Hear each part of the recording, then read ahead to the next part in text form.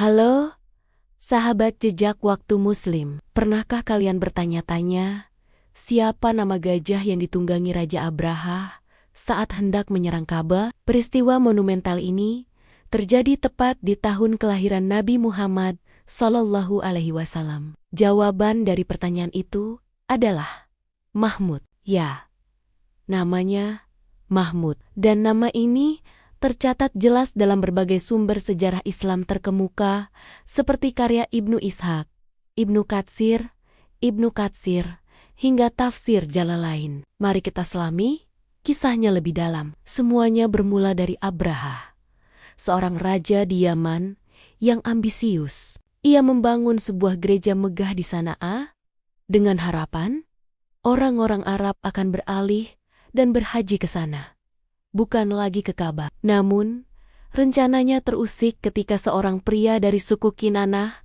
menunjukkan penghinaannya dengan mengotori gereja tersebut.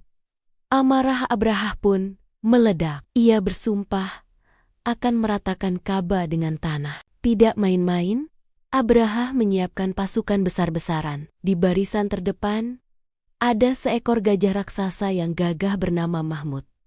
Disiapkan untuk memimpin kehancuran. Kabar ini sampai ke telinga Abdul Muthalib, kakek Nabi Muhammad. Dengan penuh kepasrahan, beliau berdoa sambil memegang cincin pintu Ka'bah, lalu mengajak kaum Quraisy untuk mengungsi ke puncak gunung, menyerahkan sepenuhnya nasib Ka'bah kepada sang pemiliknya, Allah Subhanahu wa Ta'ala. Mereka hanya bisa menunggu dan menyaksikan apa yang akan terjadi. Saat fajar menyingsing dan pasukan Abraha bersiap memasuki Mekah, sesuatu yang luar biasa terjadi. Tiba-tiba, seorang pria bernama Nufail bin Habib Al-Khatami dengan berani mendekati Gajah Mahmud. Ia memegang telinga gajah itu dan berbisik, "Berlututlah, Mahmud, pulanglah dengan selamat, karena engkau berada di tanah suci milik Allah."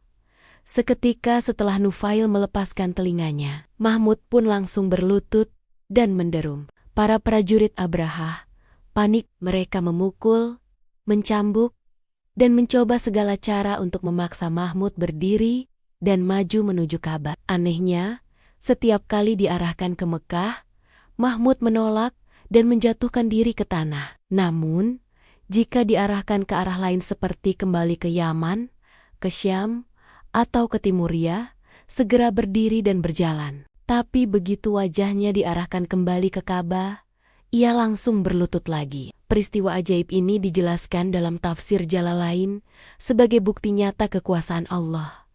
Bahkan dalam surah Al-Fil ayat Alam Tara yang berarti, "Tidakkah engkau perhatikan?" mengandung makna kekaguman atas apa yang Allah lakukan terhadap pasukan bergajah itu. Para sejarawan besar seperti Ibnu Ishaq dan Ibnu Katsir juga merinci bagaimana Mahmud secara konsisten menolak untuk menghancurkan Baitullah. Ini bukan sekadar perilaku hewan biasa, ini adalah mukjizat. Sahabat sekalian, ada banyak pelajaran berharga dari kisah ini. Pertama, Ka'bah adalah rumah Allah, dan Dia akan selalu melindunginya. Tidak ada kekuatan di dunia ini yang bisa menghancurkannya jika Allah tidak menghendaki. Kedua, mukjizat Allah bisa datang dalam bentuk apa saja, bahkan melalui seekor gajah yang menolak perintah tuannya demi mematuhi perintah Tuhannya. Ketiga,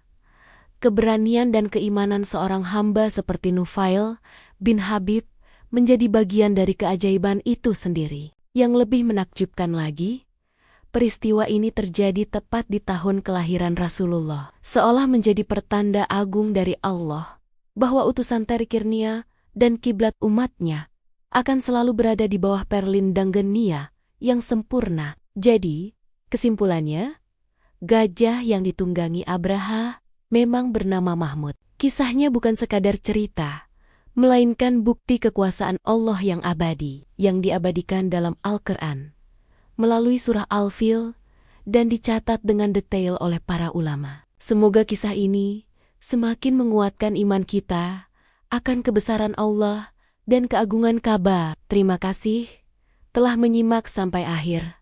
Sahabat jejak waktu Muslim, jika kalian suka dengan konten seperti ini, jangan lupa untuk like, subscribe, dan nyalakan lonceng notifikasinya ya, agar kita bisa terus menelusuri jejak-jejak sejarah Islam yang penuh inspirasi bersama-sama. Sampai jumpa di video berikutnya.